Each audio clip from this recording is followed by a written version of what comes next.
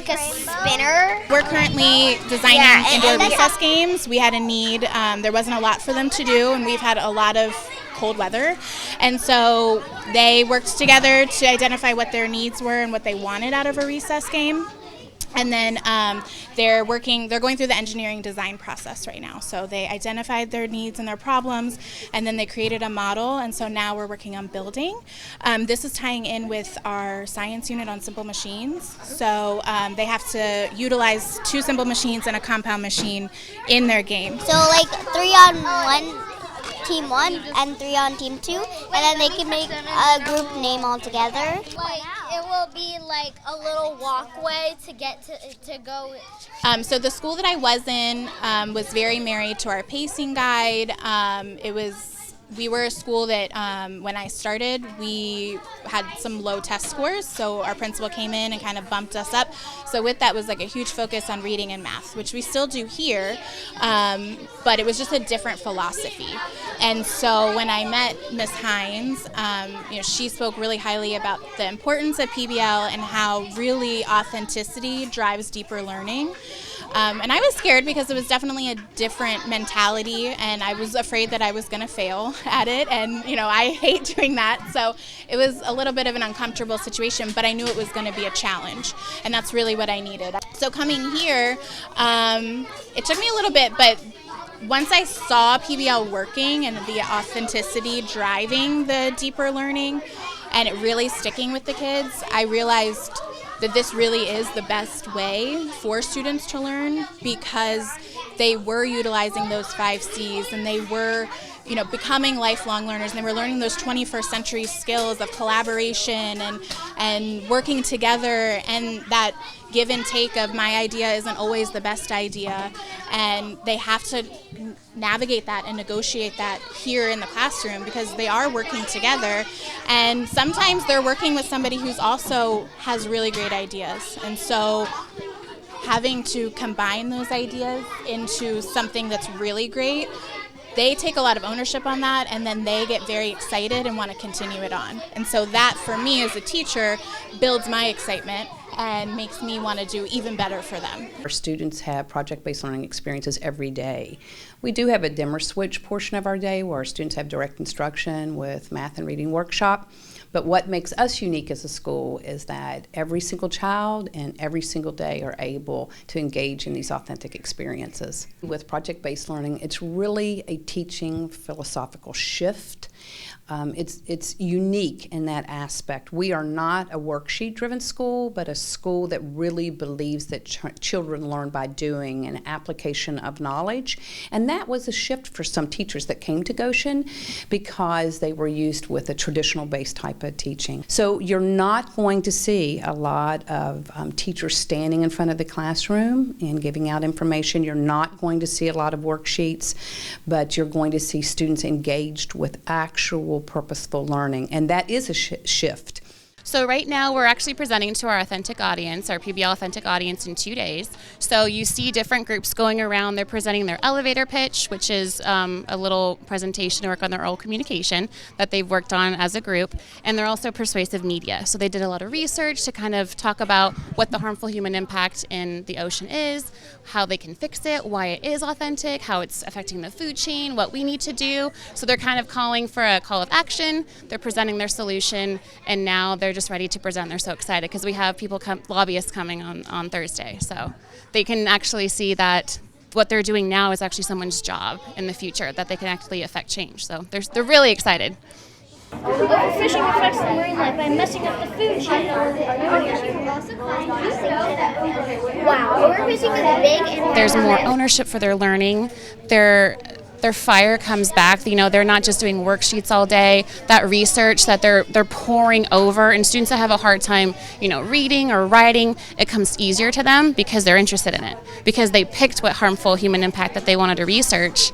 And students that have a harder time kind of collaborating with different people, it's easier if it's something that they're interested in. And we have different levels in here, but you can't really pick out who those kids are because those 5 C's really do kind of embrace everybody and make everybody successful. these type of learning experiences take time to plan. And so I need to take the responsibility of supporting our teachers. And most importantly, let me mention, it is a culture of risk-taking.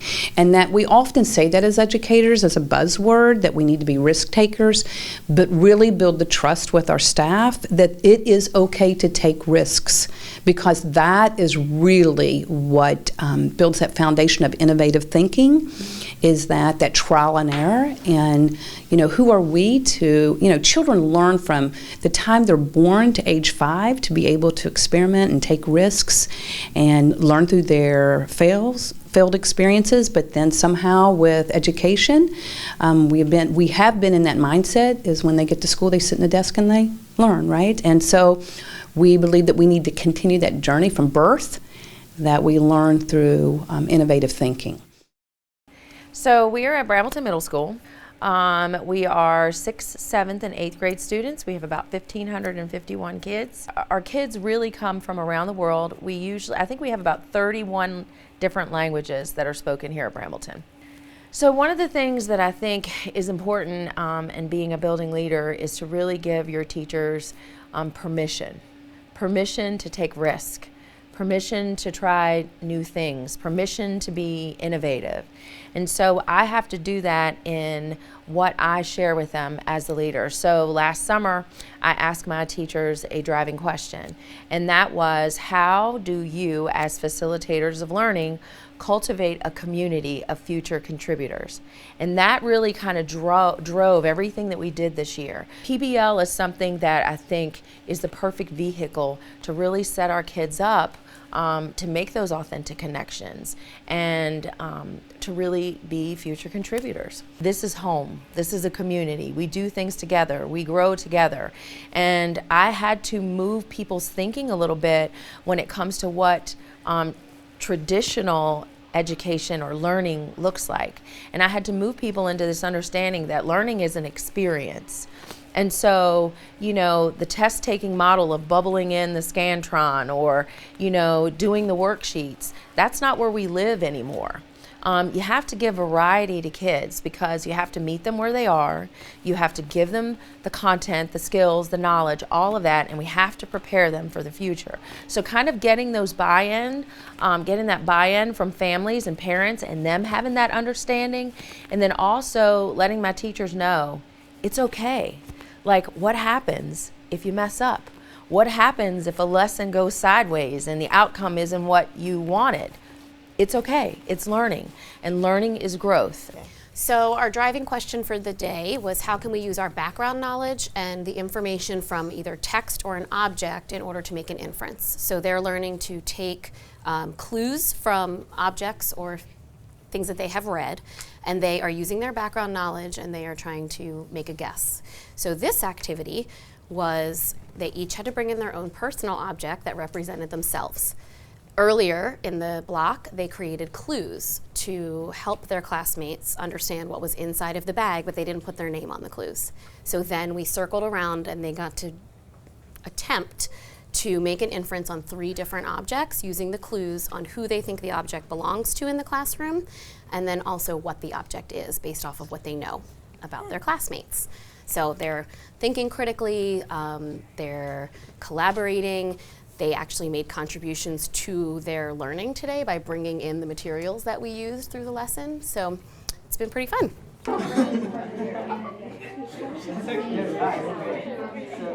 The kids excite me. When they come in, they actually get excited about what we're doing, because we're doing something like it makes sense to them. It's authentic. If I'm expecting them to take a chance, I want to be able to take those chances too, and that's what's fun about this, because I don't have to do it the same every day. I think that's the one thing I got tired of, is you teach the same class 3 or 4 times, and you would do the notes the same way 3 or 4 times. After a while, it's like, man, I don't even want to do this. Why would they want to do it? So now I got to the point where it's like, no, let's do it differently, because every single class is different.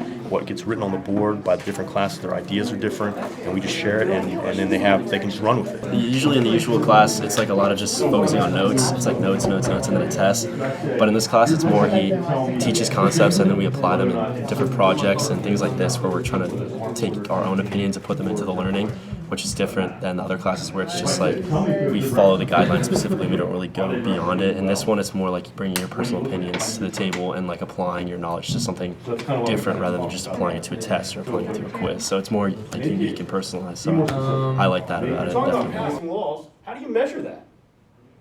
Yeah. If they're being done. If they're being done, what do you mean? He'll teach you the basics to allow you to think and figure out how something works. He's not necessarily teaching us line by line how the government works. He's saying, all right, here are the rules of the government. Figure out how it works. How does that? How do these rules apply here? And why do these rules not apply here? If you're teaching and they're learning, they're actually engaged in learning, the scores will take care of themselves. You don't have to teach to a test. That's a concept that I think it's archaic and it doesn't really mean anything, because if you teach in a way where they're actually learning, they'll do well on the test. I think that he is different from other teachers in ways that he will connect with you by joking or not just superior and higher than you. He's like communicating with all the students and really takes the time to get to know everyone. He's always waiting outside for us in the front of the classroom, saying hello in the hallways, making sure that we're all getting to class on time, making sure that we're all okay and everything's good, even if we're not in his class at the time. I think it all starts with relationships and the idea that that our teachers understand how valuable relationships are, because without the relationship being built from the beginning, it's more difficult to engage students in learning. The more front-end time that teachers put in at the very beginning and from the beginning of school, from the first day, even before in some cases, that then pays dividends as they are looking at, okay, well, how do I do things a little bit differently? They don't have to be so regimented. Often it's not them standing up in front of their students. It's often them planning more collaborative activities, things where they're being creative, things where students are either working independently or in groups, so that then the teacher's role shifts to being around and being part of that and kind of helping guide that rather than just standing up in front and lecturing. We talk a lot about the standards of learning and the content knowledge that our students need to know, but that content knowledge is not very useful if you don't also have the soft skills that things like project-based learning and the 5 C's build in students. So it's great to know stuff, but if you can't do stuff with the stuff you know, then it's not as useful. They don't connect with the content unless it's really relevant. So I really try to bring in a lot of real-world application. My students are constantly collaborating. The projects require them to think at higher levels, to apply things that they're learning in the classroom to things that are happening in their lives. The more current you can make it, the more engaged the kids are, and the more they understand, really grasp what you're trying, the concepts you're trying to teach them. With the coronavirus being something that is in the news right now, one of our teachers is a GIS specialist, so he does a lot with mapping, and that's how they're currently tracking the virus. So we actually did a simulation in the class, even though it wasn't part of a lesson we had planned, but it was an opportunity to really get the kids to engage. So we did a simulation where it was like, I just found out I have the coronavirus, and we went over the different places I've been in the past 14 days because it has a 14-day incubation period, and got the kids to kind of think about and work through how the magnitude of something like that and how we couldn't possibly do it without technology like GIS and science. So sometimes it's okay to disrupt your curriculum and bring something that's relevant, that's in the news right now. The kids will totally connect to it and be more engaged. Our school is covered in student artwork. You guys and your groups are going to go around, choose your piece of artwork. Which one do you want to analyze? Yeah, we do one of And then red is anger. No, this is right here. Or what is that? I think that a lot of students really enjoy when they get to go out and walk around, and it's a matter of going out and talking to other students and communicating. So I think that the assignments that allow us to talk to others and also then communicate and think about how those skills allow them to grow. I think it requires, as you mentioned, allowing the county to kind of work you into this mindset of how you can break down those standards and make it applicable to the students, and giving you that time to think about those skills and how you can make sure the students of today are really going to understand the content you're teaching and make it relevant to them.